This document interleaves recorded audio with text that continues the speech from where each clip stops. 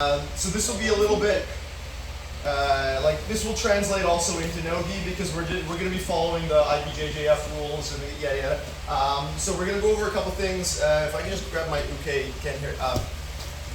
So the first thing we're going to do is just introduce a couple of concepts, and I'm going to have you guys basically play some games that are going to hopefully help illustrate these concepts, and we'll just have an escalating sort of like a progression of resistance as we go. So the first concept, this is just going to be leg locks in general, whether it's in the gi, no gi, regardless of rule set. You've kind of got three ingredients, three requirements that you want to meet for a good leg lock. We want immobilization of the hip.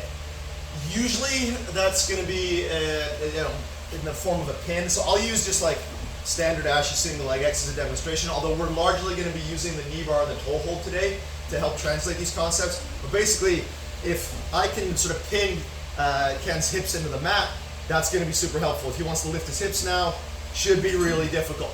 So assuming I'm trying to attack his ankle, if I just do this and he can lift his hips, he can mitigate the pressure, right?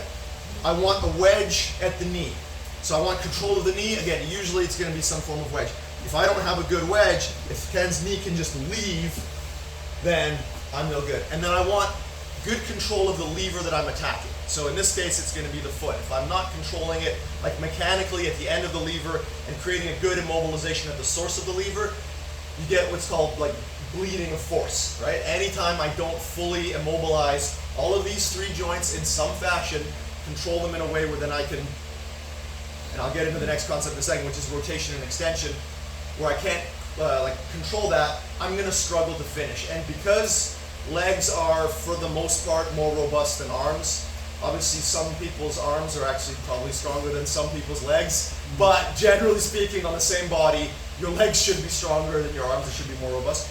The amount of force that we need to do damage to a leg is greater than the amount of force we need to do damage to an arm. So we've got to be like really on point. You can have kind of a sloppy arm bar, and you're still going to hurt someone's elbow pretty badly.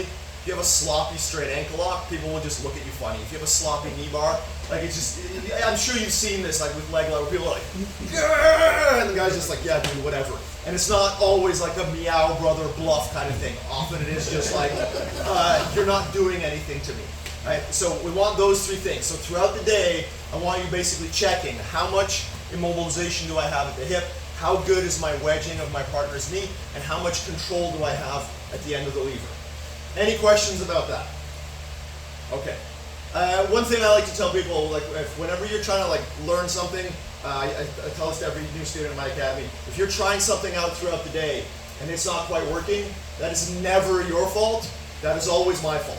In that it is my job to convey the information to you in a way that translates for you.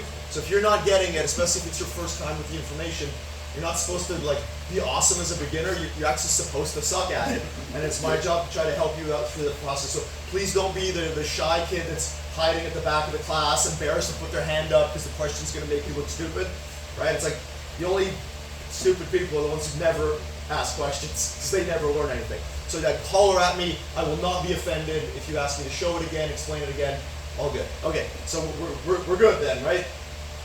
Pinning the hip, wedging at the knee, controlling the end of the lever. Got that? Okay, so the other concept we're going to be talking about is the idea of rotation and extension as a means of submission. So this is, again, regardless of whether it's a leg lock, arm lock, whatever, you basically have three types of joint lock submissions. You've got extension based, so like arm bar, rotation based, so Kimura, and compression based, so like a bicep slicer, calf slicer kind of thing. Ideally, if we want to maximize our ability to damage a joint, we want to use at least two of those methods. So if I'm using just extension, that's not going to do as much damage as if I can combine extension and rotation. If I'm doing just rotation, it's not going to do as much damage as if I can combine the two. Does that make sense? That's basically what we're going to be learning today. Like I said, we're going to use the Kneebar and the toe hold as the prism through which we shoot those concepts, but that's what we're going to be working on. And then the main sort of problem we're going to be trying to solve is, as a leg locker, the biggest risk, like, I know I'm sort of known as a leg locker, but I tend to put leg lockers, at least a lot of leg lockers, into this category of leg lock or bust, where they'll go for it, and if they don't get it, they're screwed because you're going to get on top and you're going to smash them. So that is the main problem. Like once you actually know how to get into the position, get braking mechanics going that are viable, that can actually like hurt somebody to the point where they'll tap, then the big problem you're trying to solve is, how do I keep this person from getting on top and smashing it? So that like everything we're going to do today is going to be kind of centered around that.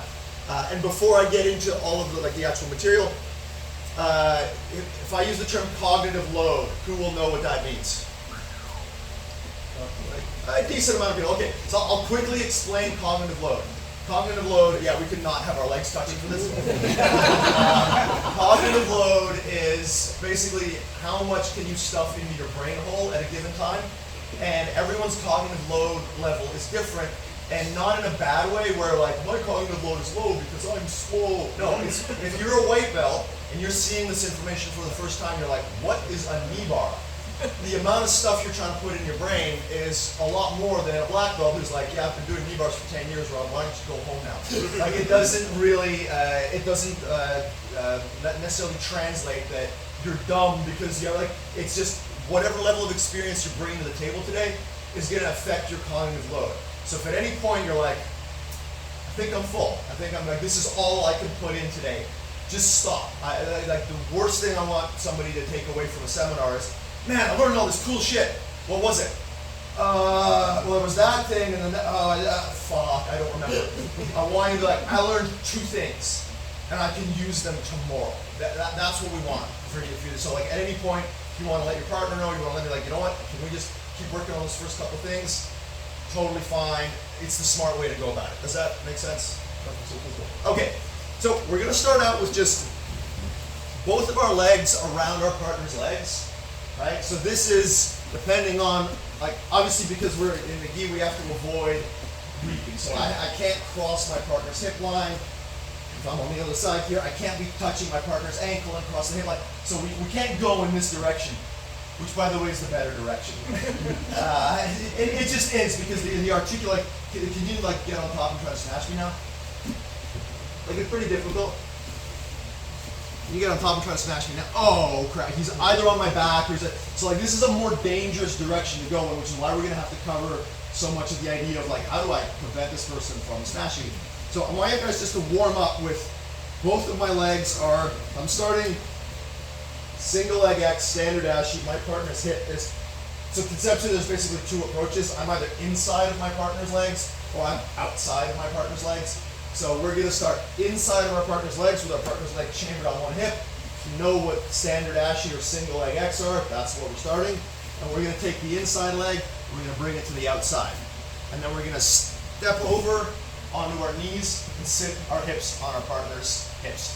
All right? We're going to come back to here, just so, because this is kind of where we're going to be working from a lot today. So just so we don't have this as like a total dummy drilling exercise, what we're going to do is when we start out, the cue to go is when my leg comes across, my partner is going to start trying to build up. So start trying to build up. So if this happens, this is the main thing we're trying to avoid. Him getting on top and smashing my hips. Back. So we start out here. As soon as I do this, he's trying to build up. I'm trying to get to here without him building up. I'm not going to tell you how to do it. That's your job to figure out in the warm-up, and then we'll add detail as we go. Any questions on that? Let's get to work. Let's do something macro job. Do you guys do the 1, 2, 3 clap thing? Yeah. We do.